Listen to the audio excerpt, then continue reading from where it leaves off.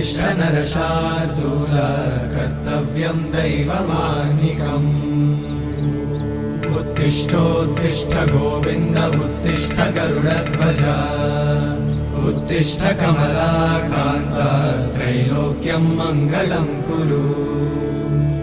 उत्तिष्ठोत्तिष्ठ गोविन्द उत्तिष्ठ गरुडध्वज उत्तिष्ठ कमलाकान्त त्रैलोक्यं मङ्गलं कुरु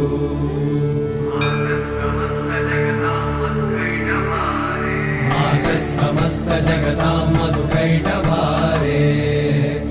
वक्षो विहारिणि मनोहर दिव्यमूर्ते श्रीस्वामि निश्रित जनप्रिय दानशीले श्रीवेङ्कटेश दयिते